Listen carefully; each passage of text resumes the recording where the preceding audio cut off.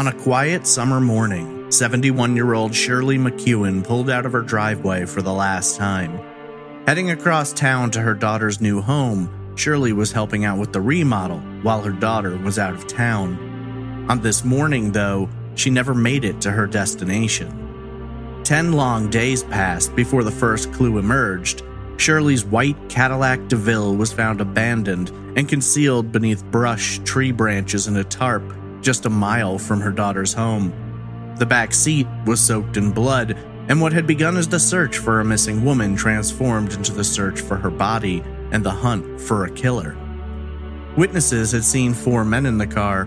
Surveillance video captured them 30 miles away in the white Cadillac. This evidence eventually led to 2 people, but the evidence necessary for an arrest lingered just out of reach. Now police rely on locals, people who know the truth, to come forward and break the case open, or remain silent and allow the killers to strike again. This is Trace Evidence, episode 160, The Disappearance of Shirley McKeown.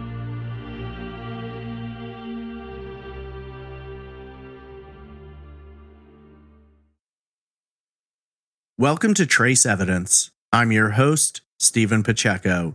Today we examine the mysterious and frustrating disappearance of Shirley McKeown. Before getting into the case, just a few notes about the show. Trace Evidence is a weekly true crime podcast focused on unsolved murders and disappearances. You can follow the show on social media on Twitter @TraceEvPod, Instagram @TraceEvidencePod, or by searching Facebook for Trace Evidence. If you're interested in supporting the show and getting some Trace Evidence merch, there's a Patreon at patreon.com/traceevidence, or you can donate directly via PayPal. Visit trace-evidence.com for all social media links, donation options, and contact information. You can submit case suggestions through the website or email me directly at traceevidencepod@gmail.com. 71-year-old Shirley McKeown had dedicated her life to caring for others, both as a nurse and a mother. Then one quiet Saturday morning, all of that ended when she mysteriously vanished. This is episode 160, The Disappearance of Shirley McKeown.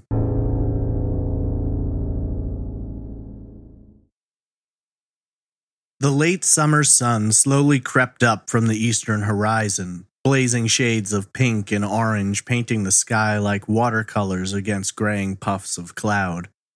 It was already hot and humid, the kind of morning that sees darkening strips of sky beginning to assemble beyond the haze where soft winds offer little comfort, the sticky, wet atmosphere dripping like warm honey over heated skin. Tree limbs revel in the breeze, their dry leaves crackling with thirst as the clouds continue mounting, a summer storm threatening from the east. Cracked pavement simmers, a patchwork of discolored blotches mark the countless potholes filled, broken, and refilled on an aging street in a once picturesque neighborhood. The quiet morning stillness breaks as vehicles approach. A patrol unit moves slowly south down the avenue towards a vacant lot. Steel pops and flexes as the vehicle squeals to a stop.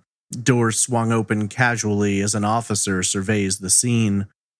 A varied pastiche of homes dot the street, both new and original architecture showing the transformation of the decades. There, in an overlooked space utilized by neighborhood kids as a hangout, a thicket of trees concealing a dark secret soon to be uncovered. Once green blades of grass burnt yellow in the swelter, crunching beneath heavy steps as the officer crosses the curb and proceeds towards the shrubbery. Something seems off, unnatural. Shades of gray peeking out from between the bark and leaves. White nubs show fresh cuts. Broken branches lean and hang end over end, stacked and purposefully placed like the haphazard walls of a fort assembled by children. Yet something sinister is at play. Peeling back the branches, it was quite obvious that whoever had gone through the trouble of trying to keep their secret hadn't tried very hard. There, beneath the branches and brush, a gray tarp sat stretched in the shape of a car. Pulling up from the rear revealed the white body of a vehicle, though where a license plate had once been attached, there was just an empty space. As the officer continued pulling, he found himself looking at the very car they'd been seeking, a white Cadillac that had disappeared 10 days earlier, along with its driver. Glancing through the windows in the front, everything seemed normal. However, turning towards the back seat, the officer spotted a large quantity of blood, partially dried and sticking to the upholstery. Radioing back the details, one thing became apparent. Homicide investigators would be taking over this missing persons case. The extent of the blood spilled suggested a severe and likely fatal wound. A week and a half earlier, 71-year-old Shirley McKeown had pulled out of her driveway and vanished. Now it seemed clear. Shirley hadn't come home because somewhere along the way, she'd been the victim of a violent attack, and the hope of finding her and bringing her home safely was shrinking with each passing minute. However, the hunt for the person or persons responsible was only just beginning. Shirley Ann Cooper was born on Wednesday, January 21st, 1931, to parents Joseph and Myrtle Patricia Cooper. Shirley would grow up in the Castle Rock area of Joplin, Missouri, in a small two-bedroom home situated on Manitou Avenue. It wasn't an easy life, as Shirley was born just 2 years after the Great Depression had hit, and by the time it began turning the corner, she'd already be nearly 10 years old. Life was challenging, money was tight, but together Shirley's parents were focused on providing her with the best life and opportunities they could. From a young age, Shirley showed a tremendous amount of care and affection for her family and others, earning a reputation for having a nurturing sensibility. She was a smart child, doing well in school as well as being socially engaged, joining the Girl Scouts early and making friends. Beyond school and social arenas, Shirley developed quickly a seemingly innate skill when it came to music, and her parents were supportive of that avenue. Throughout her early years, she was a part of the choir in both school and church, and early news articles are jammed with different concerts and events where she took part in singing. As she progressed on, first to South Junior High and then Senior High, her horizons broadened. Shirley was listed as belonging to the Philosophy Club, band, orchestra, and drum corps, among others. She consistently made the honor roll and developed a reputation for being a kind and caring teen who worked hard and set long-term goals. Graduating from high school in the spring of '49, Shirley had her sights set on a career in nursing, and in the fall, she'd go on to attend classes at St. Luke's Hospital in Kansas City. For the first time, Shirley was living out on her own, more than 150 miles from her parents, but Kansas City struck her, and it would ultimately be the place she'd choose to spend the rest of her life. Her time at school was a mixture of studying, hanging with friends, and riding the train home to Joplin, where she'd spend time with family. After graduating in 1956, Shirley began planning out her future, and a large part of that future would come to fruition just a year later, when on June 1st, 1957, she married James Eugene McKeown at St. James Catholic Church. Just a few years after, the new couple would move into the home on East 44th Street, where they would have 2 daughters, Patricia and Bridget. It would also be the home where James and Shirley would spend the rest of their lives. Throughout the 60s and 70s, Shirley was employed at North Kansas City Hospital, where she received great praise for her steadfast focus, determination, and gentle bedside manner. Never one to rest on her laurels, Shirley would work other jobs throughout her life to fill the time, supplement income, or just keep herself busy. At one point, she worked for Hallmark, at another, in the ticket booth of the Kansas City Royals. She was attentive to her daughters, wanting them to be as engaged and happy as possible, and she was deeply in love with her husband, with whom she shared a powerful and devoted relationship. In what free time a hard-working mother can find, she turned her attention to antiques. They didn't need to be expensive or in immaculate condition. In fact, Shirley's attention was often drawn to those items that needed a little care. Throughout the later years of her life, she frequented flea markets and yard sales seeking out pieces to restore. Whether working the hospital floor or sanding down an antique chair, Shirley had a love for bringing things back to life in as vibrant a way as possible. There was just something about taking old, roughly used chests and drawers, and after hours of elbow grease and care, making them gleam as though they'd just been made. Oftentimes, she'd gift these restored items to friends or her daughters. Sadly, on February 18th, 1997, after 40 years of marriage, James passed away at the age of 67. It was a hard time for Shirley, who had spent the vast majority of her life with James, and in the aftermath, she would grow increasingly close with her daughters. While Patricia moved out to the West Coast, Bridget remained in Missouri, and the two, who already had a strong bond, only strengthened their love for one another over the years. Bridget would later tell the Kansas City Star that she and her mother spoke by telephone at least twice a day, and oftentimes when she came home from work, she'd find her mother already there, waiting for a visit. Not long before passing, James had finally indulged himself and purchased a white 1990 Cadillac DeVille. After he was gone, Shirley kept the car in immaculate shape, her own way of showing her husband that even after he was gone, everything of his still meant the world to her. Bridget wasn't thrilled with her mother driving the Cadillac. Things had changed. The old neighborhood had gotten rougher, crime was on the rise, and she feared this could mark Shirley as a target. In a bitter twist of fate, she may have been right. In the winter of 2002, not long after Shirley celebrated her 71st birthday, Bridget purchased a home in the 3400 block of Charlotte Street, just 7 miles to the west of the family home on East 44th. Shirley was excited, not just to see her daughter getting a new home, but also because of the house itself. Built at the turn of the century, it was an absolute dream for someone who loved restoration and antiques. So Shirley kicked her work into high gear, grabbing up vintage items and furniture which she'd restore and gift to her daughter. In fact, she may well have been about to begin a new project the same day she vanished. It was late August, and work was being done on Bridget's new home, and as always, Shirley was directly involved. As the weekend of Friday, August 23rd approached, Bridget had plans which would take her out of town, but her mother was on the job, saying that she'd stop by the house to supervise as painters made their way through. On Friday evening, as they were finishing up for the day, Shirley chatted with the painters about their progress. Gathering up her belongings and making sure the home was secure, she told the workers she'd be back in the morning when they arrived. She exchanged good evenings with the group before climbing into the Cadillac and making the 15-minute trip home. She'd never make it back to the house, and sometime in the next 18 hours, she would disappear. At the time, Shirley was still living in the family home on East 44th and was kept company by her dog. Her usual routine involved allowing the dog out into the backyard while she ran errands or went out for the day. On the morning of Saturday, the 24th, things began as most days did. Waking in the morning, she read the paper and then began getting ready. Moving to the back door, she let the dog out and then proceeded to the front door, pulling it shut behind her, jiggling the knob to ensure it was locked. According to the official timeline, a longtime neighbor and friend saw Shirley walking out of her house between 9 and 9:30 a.m.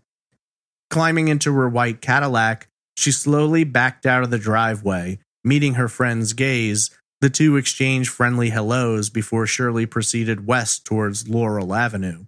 This is the last confirmed sighting of the 71-year-old. The drive to Bridget's new home wasn't long, and followed a predominantly northwest direction with less than 10 turns involved in the entire trip. Had Shirley made her way there without stopping off, she should have arrived on Charlotte Street well before 10 a.m., but she never did. In fact, what exactly occurred that morning remains unknown. Shirley never got to Bridget's house, and she never made it back to her own. Being an avid yard sailor, it's often been theorized she may have taken a detour to stop off, and perhaps this took her into a dangerous area with which she was unfamiliar. Sadly, no one was aware that Shirley never made it to her destination, and no one seemed to notice or be concerned when she failed to arrive home. No one would notice anything was wrong until more than 24 hours later, when Bridget got back to town. After arriving back in Kansas City, Bridget spent some time taking a look at the work which had been done on her home over the previous 2 days. It wasn't until early afternoon that she began to wonder why she hadn't heard from her mother. Maybe she was just giving her some space to settle back in. Surely there was nothing to worry about. However, as time continued passing, Bridget couldn't help but feel a small fear growing in the back of her mind. Finally, at 2 p.m., she picked up the phone and placed a call, but there was no answer. It was a Sunday afternoon, so maybe she was out antiquing or taking a nap.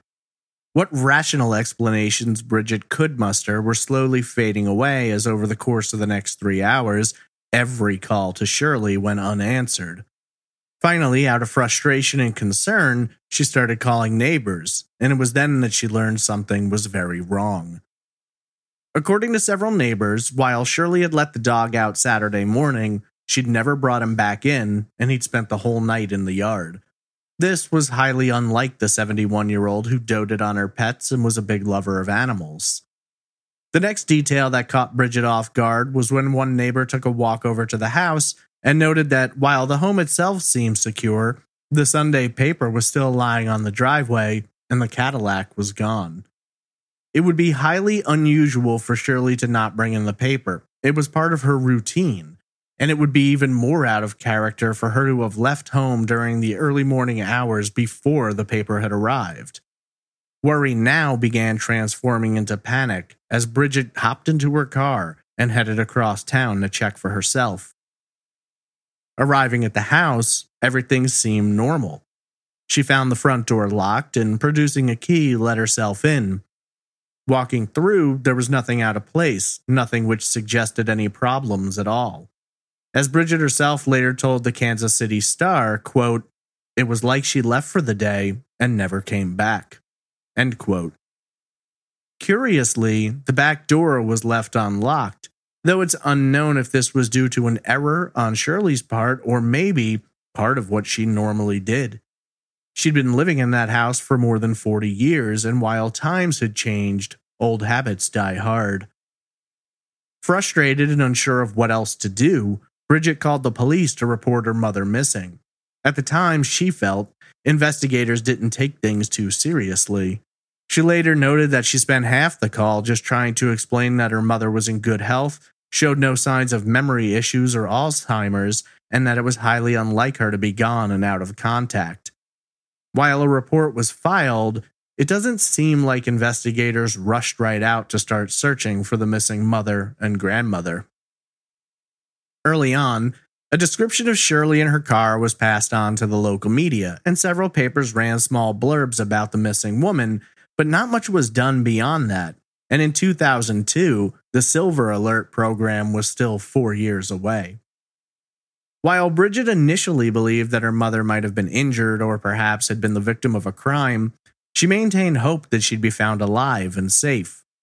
However, as those first days passed with no new information, that hope began to waver.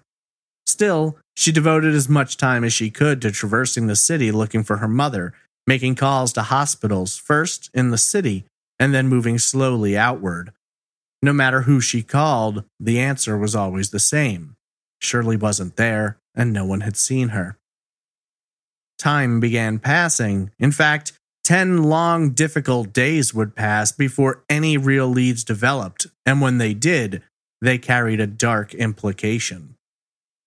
At approximately 7 a.m. on the morning of Tuesday, September 3rd, the Kansas City Police received a call from a man who wanted to speak to the detectives working the Shirley McKeown case.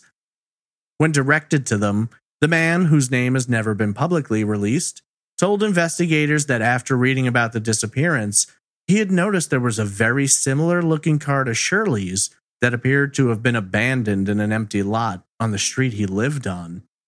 At that time, investigators made their way towards the 3300 block of Highland Avenue.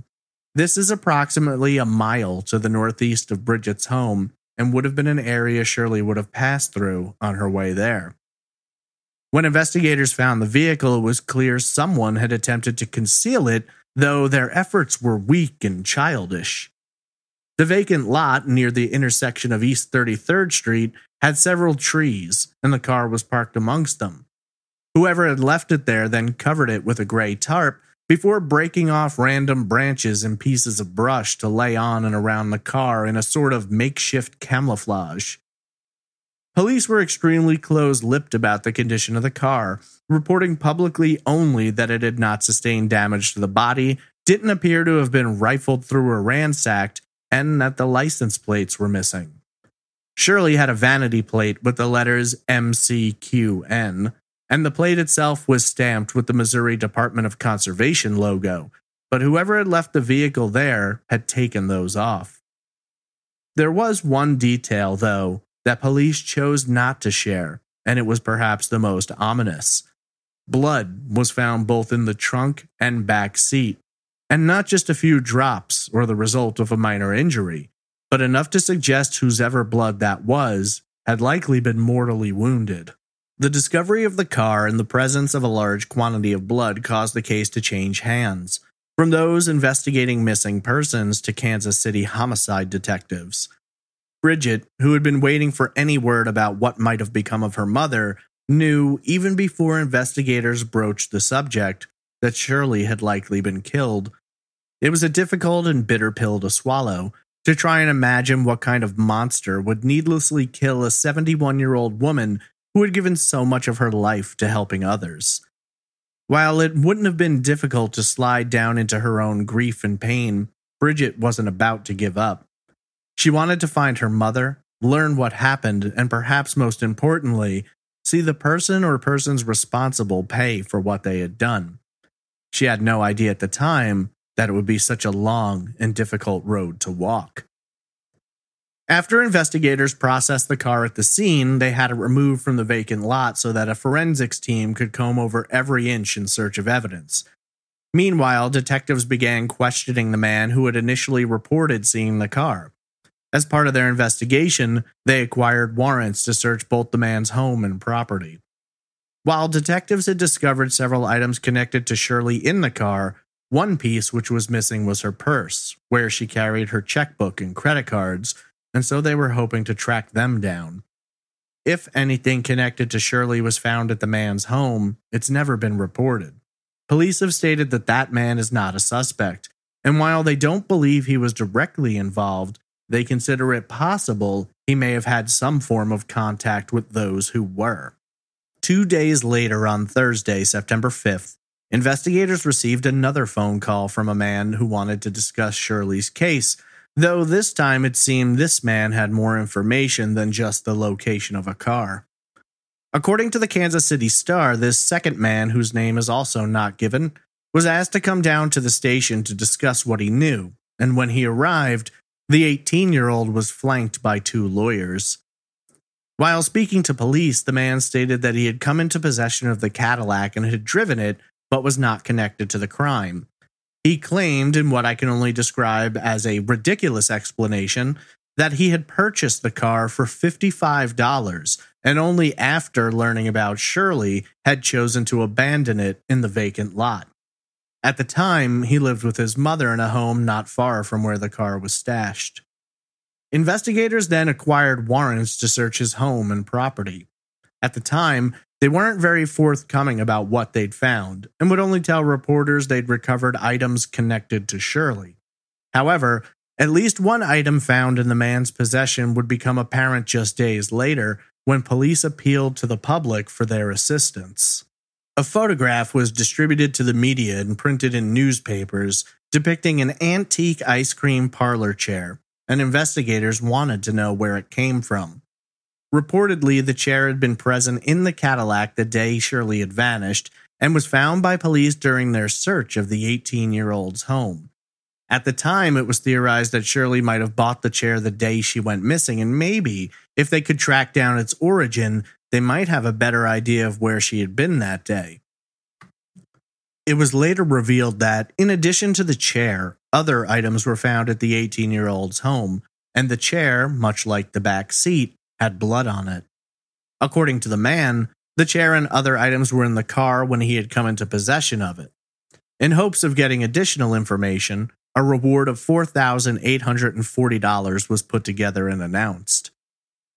Police didn't charge the 18-year-old as, after hours of investigation and interrogation, he wouldn't budge from his original story, and they didn't yet have enough evidence to directly link him to Shirley's abduction or murder.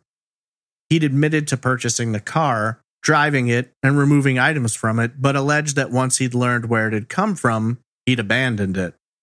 As of yet, I've seen no answers as to how the man didn't know a crime had been committed when he was driving a car with a backseat soaked in blood. Over the course of the next few weeks, police spoke with several witnesses who reported seeing 3 to 4 men in the Cadillac the day Shirley vanished. Tracking Shirley's financial records showed that, on the afternoon of her disappearance, her credit card was used to purchase gas in the town of Olathe, Kansas. After visiting the gas station, police obtained copies of surveillance footage which showed 4 young men with the white Cadillac. Olathe is one of the more populous cities in Kansas and is approximately 30 miles southwest of Shirley's home. Just outside of the city, there are miles of farmland, wilderness, campgrounds, and parks, as well as several bodies of water, any of which could be an isolated enough spot to dispose of a body. Unfortunately, at that point, police began to hit a dead end. All of their leads had brought them to this group of people, but no evidence of their direct involvement in the crime could be established. Without something new to work with, advances in the investigation began stagnating. In November, the reward was increased, this time to $6,700, and police again appealed to the public, insisting that there were people out there who knew more about the case than they had shared.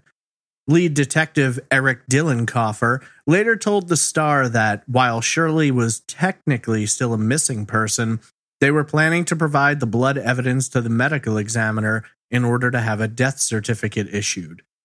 At the time, Bridget was struggling to cover the taxes on the Cadillac in her mother's home since, without a death certificate, there was no way to handle her estate. Bridget, when speaking to the Star, explained coming to terms with the harsh reality, saying, quote, "I knew my mother was dead, but as long as people were around me, I didn't want to believe it. When I was by myself, I had to say the word, murder." End quote. As the investigation faltered, life for Bridget became more difficult. By late December, she was numb, bitter, and angry. How could someone do this and just get away with it? She'd sought comfort by attending a support group for relatives of homicide victims, but didn't make it through. Everyone there knew who was responsible and had someone to blame. Bridget didn't know what had happened to her mother, nor who was responsible, telling the Kansas City Star, quote, "I wonder how she died. I wonder if she fought versus being calm. I look at people differently now. I look at people on the street and think, did you do it? Were you involved?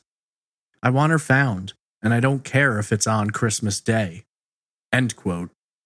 Unfortunately, Christmas would bring no answers, nor would New Year's, and soon, days turned to weeks, weeks to months, and months to years. The reward for information continued to rise, reaching $10,000 where it still stands today. Investigators kept working, but the passage of time and their ability to dedicate hours dwindled slowly, and Shirley's case would end up moving across several different desks.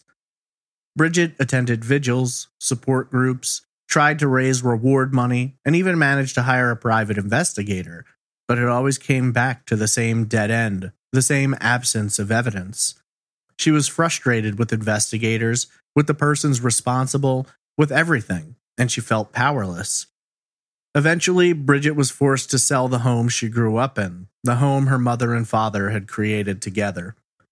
Kansas City Sergeant David Bernard, when speaking to the Star, explained that no one really believed the 18-year-old's original story, but they simply didn't have enough to prove it wasn't true. It was like having a word on the tip of your tongue, but no way to summon the sound. In the first 3 years, police received a meager 50 tips. There were no new leads to track, no new suspects or clues to analyze. Everything was frozen. And while no one would directly say it, the message was clear. Their best chance of making an arrest would be locating Shirley's body. but they didn't even know where to begin looking. There were 2 persons of interest, but not enough to file charges or obtain warrants, not enough to do anything but wait. Bridget eventually came to the conclusion that her mother had likely been carjacked and was killed either because she resisted or perhaps because the person or persons responsible simply wanted to take a life. As she explained to the Star, quote, "She was probably stopped at a light and somebody overpowered her, carjacked her, robbed her, and killed her." End quote. As Bridget struggled to live her life, she could never get out from under the dark cloud of her mother's loss. And while for her days passed like years, things continued moving in the world at large, and soon a decade had passed. In early 2014, what would have been Shirley's 83rd year of life, a new investigator was put in charge, one with a reputation for his tenacity and patience.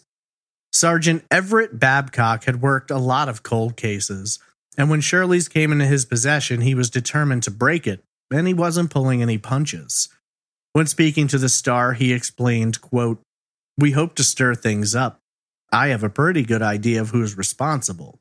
As long as I'm around, he's not going to get any rest." End quote. There's only one consistent belief, one likely truth. More than one person knows the truth of Shirley's fate and possesses the knowledge which could not only advance the investigation, but grant her grieving children the ability to lay their beloved mother to rest beside their father, a man from whom she never wished to be away. According to Sergeant Babcock, he knows he's spoken to people who could easily answer every question with a single call, but for reasons passing understanding, they choose not to. When last seen, Shirley Ann McKeown was described as being a white female with gray hair and blue eyes, standing 5 feet 5 inches tall and weighing approximately 145 pounds. Shirley wears eyeglasses and has a pacemaker, but was in excellent health at the time of her disappearance and was not taking any daily medications. A description of what she was wearing the last time she was seen is unavailable, though many sites list her as having worn jeans that Saturday. Shirley was last seen near her home on East 44th Street in Kansas City, near the Independence line, and was set to arrive to the 3400 block of Charlotte Street. She may have stopped off along the way, purchasing the chair or visiting a yard sale. She was driving a white 1990 two-door Cadillac DeVille at the time of her disappearance. She was 71 years old, and if alive today, she would have turned 90 in January. A devoted wife, loving mother, and caring friend, Shirley McKeown had dedicated her life to taking care of others. Then, on a quiet summer morning, she left home to help out at her daughter's house and never came back. Her daughters had been robbed of the ability to grieve, to know the truth of her fate, and to lay her to rest beside her beloved husband. There is no justice and there are no answers, and while everyone knows what happened, they've never been able to find Shirley and bring her home. The closest thing Bridget has ever had to a funeral was kissing the wall of Shirley's home on the day she had to sell it, saying goodbye to the woman who meant everything to her and the house where she grew up. It's an endless struggle that never gets easier. As Bridget herself told the Star, quote, "Is she just thrown out in a field somewhere? Did they throw her in a dumpster? How would they feel if it was their grandmother or mother or sister? I want my mother's remains back. I promised my dad on his deathbed that I would take care of her. I've had such guilt for going out of town and leaving her."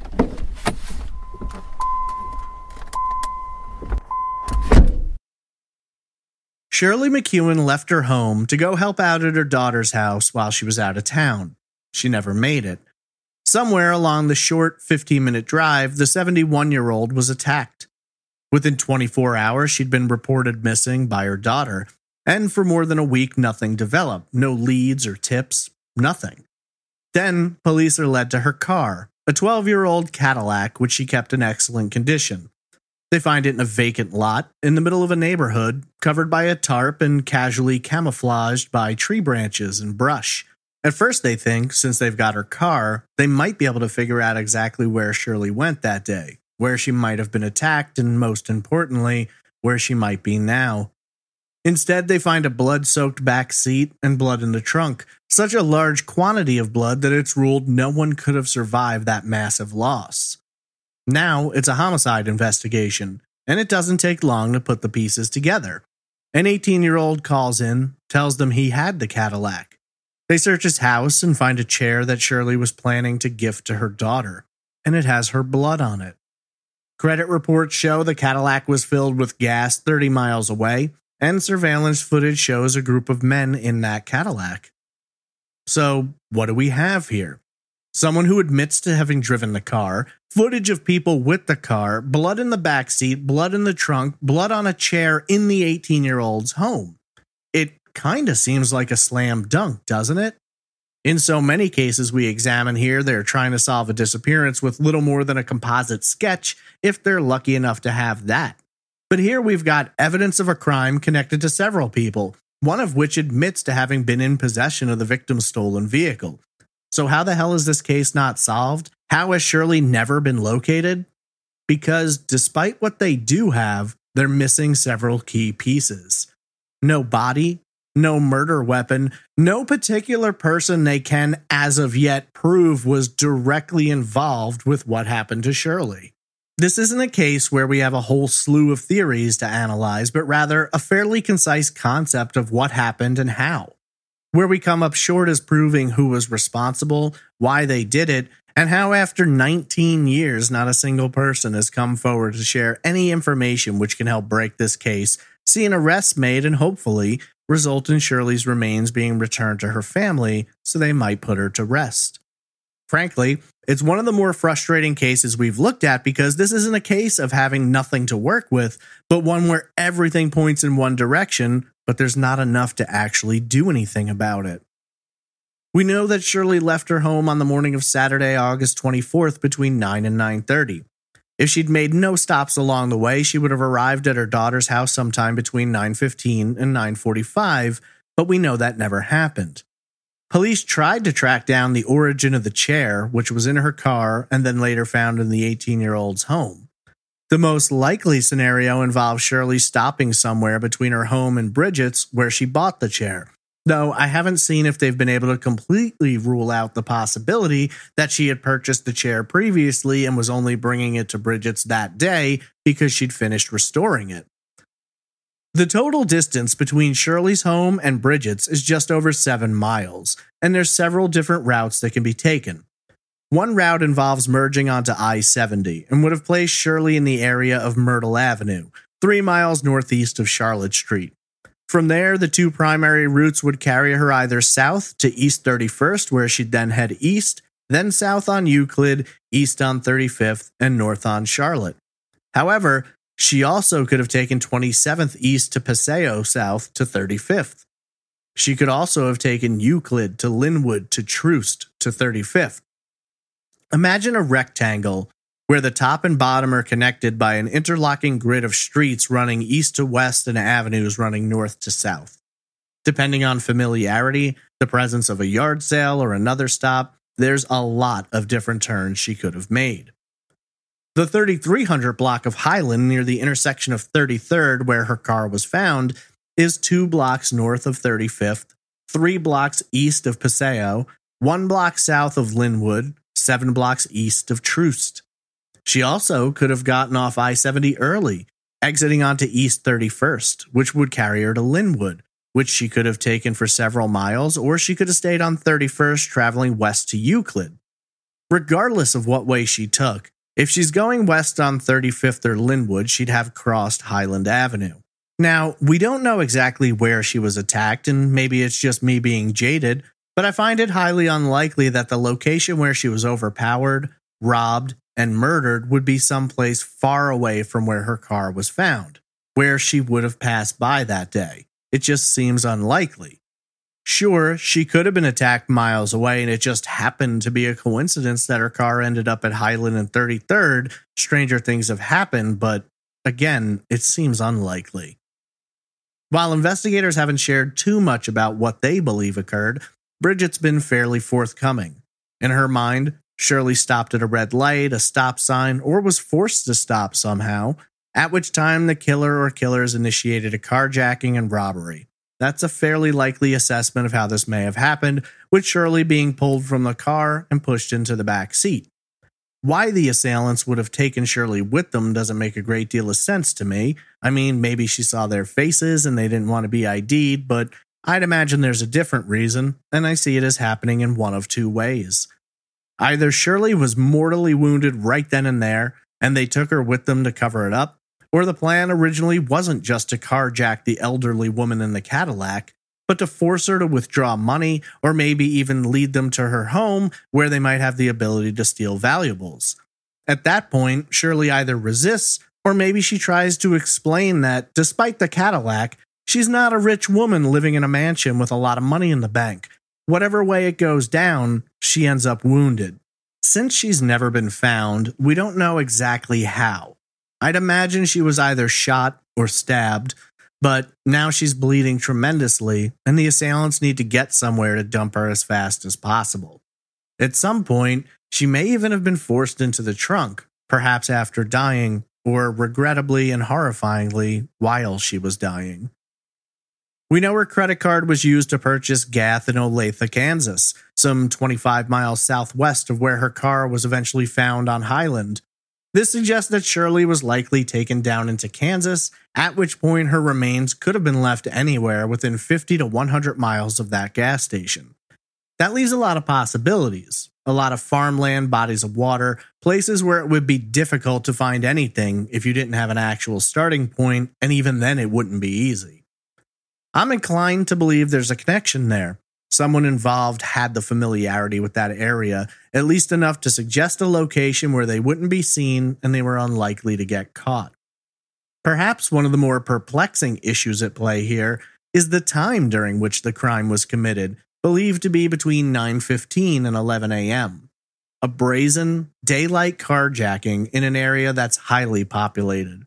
This would had to have been done somewhere where the assailants were comfortable, knew no one would notice, or knew that if they did, they didn't report it. And I would also think that they'd want to have an escape route to follow should things go south. This is where the yard sale possibility comes in. Could Shirley have stopped off at some point and the assailants saw her and decided to follow her until she was in a quieter area or a place where they felt more familiar? Or was it just happenstance? An older woman driving down the road in a white Cadillac seems like an easy target. Being carjacked is bad enough. The murder was completely unnecessary, and you have to wonder if it was done in response to something, or simply because these people are cold-blooded killers. So then we turn towards the 18-year-old. Here's a guy who contacts police to report that he had been in possession of Shirley's car, had driven it, had removed items from it, and then he'd abandoned it once he learned where it had come from. So let's break this down. He claims to have purchased the Cadillac for approximately $55. Let me say that again. According to this 18-year-old, he bought a Cadillac in great condition for $55 and didn't know how the person he bought it from had come into possession of it. This gives a level of deniability, though I think logic would question just how plausible that deniability is. He admits to driving it around and only abandoning it after he learned about Shirley. Keep in mind, the back seat is soaked in blood and there's blood in the trunk, but he didn't know right away what had happened here. Then he, quote-unquote, abandons the car. What do you imagine when you think of an abandoned car?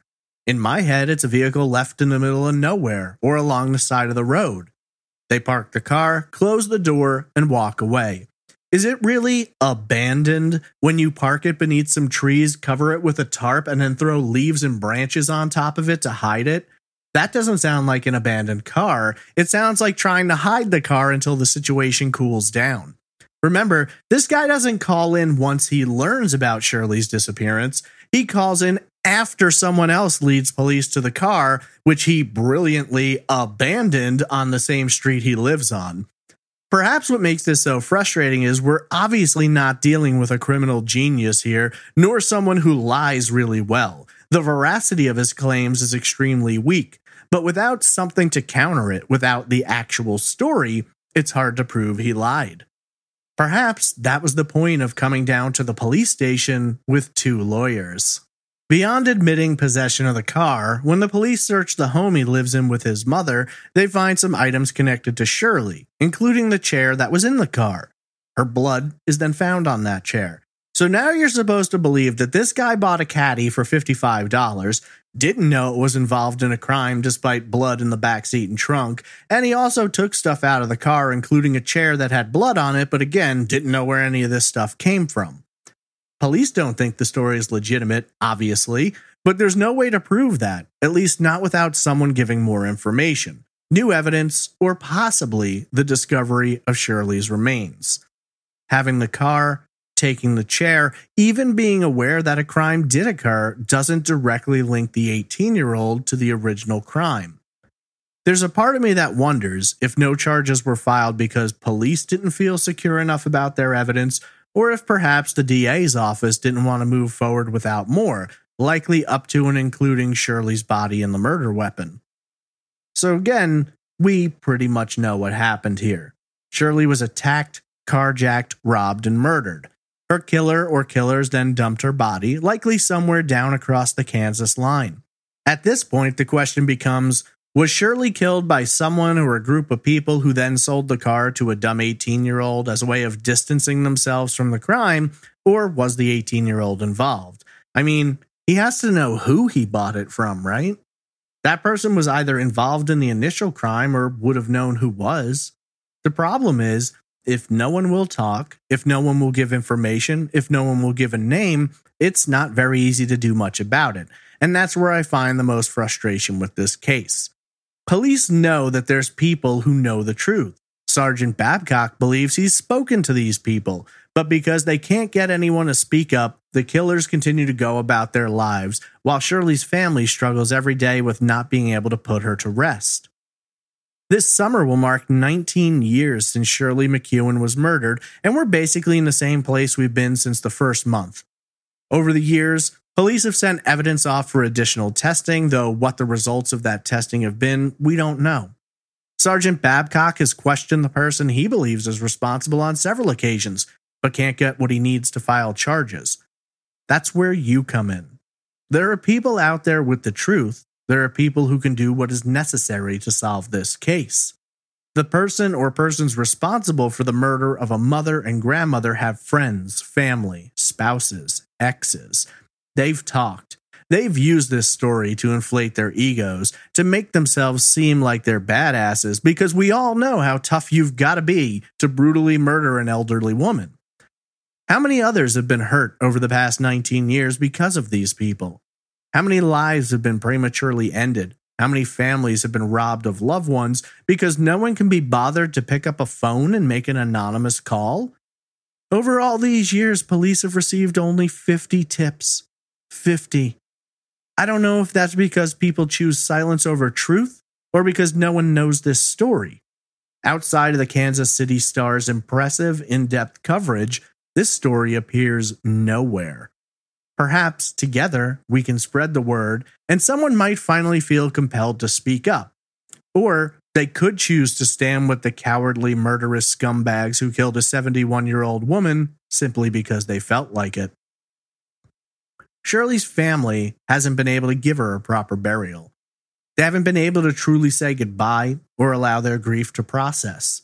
They are frozen in time, stuck in a space where they know, but they don't know, where they believe, but they can't prove. They want to see justice done. They want to see the truth revealed.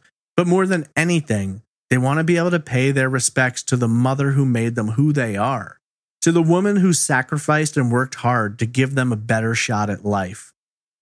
Even if you don't want to turn someone in, even if you don't want to get involved, you could at least send in an anonymous tip and tell them where to look so that Shirley can finally be found and brought home. To do any less, to stay silent, put Shirley's blood on their hands and yours as well, because without someone coming forward, this case will remain open and unsolved.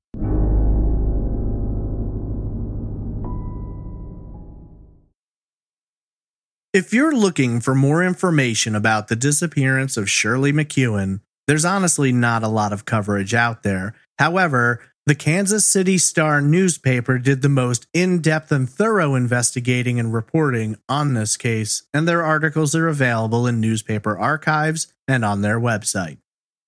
If you have any information about the disappearance of Shirley McKeown, please contact the Kansas City Police Department at 816-234-5136.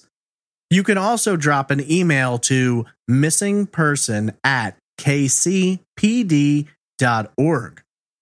You can call anonymously to Kansas City Metro Crime Stoppers at 816-474-TIPS.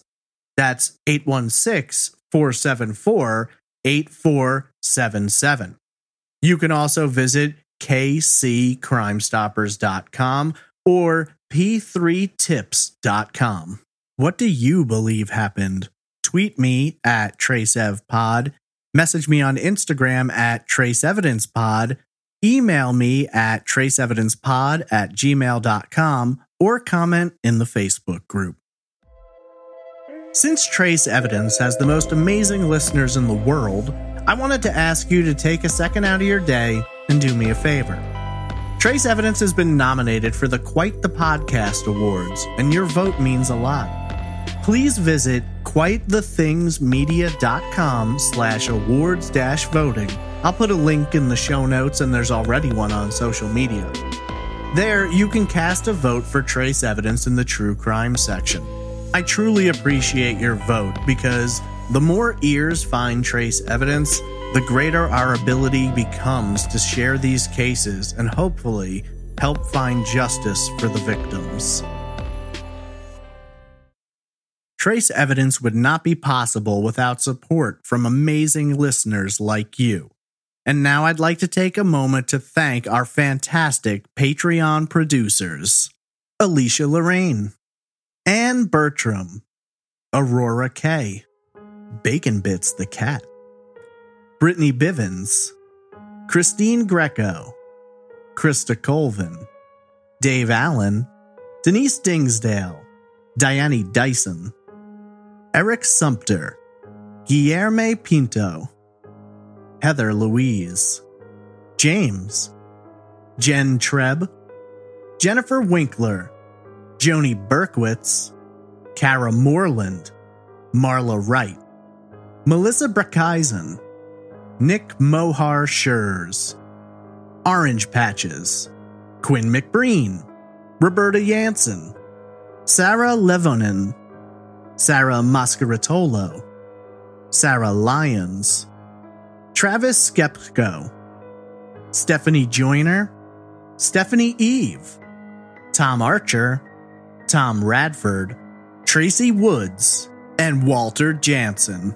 Your contributions to Trace Evidence are invaluable, and your support of the show is both appreciated and extremely humbling. If you're interested in supporting Trace Evidence and gaining access to exclusive merch and ad-free episodes, please visit patreon.com/traceevidence or go to trace-evidence.com and click on the support option. That's going to conclude this week's episode. If you haven't already, please consider rating the show on Apple Podcasts or wherever you listen. 5 stars would be greatly appreciated, but it's up to you. Share these episodes, spread the word, and maybe together we can help bring justice to those who have been deprived of it. Thank you all once again for listening, supporting the show, and for being the best listeners a podcaster could ask for. Until then, I hope you'll join me next week for another unsolved case on the next episode of Trace Evidence.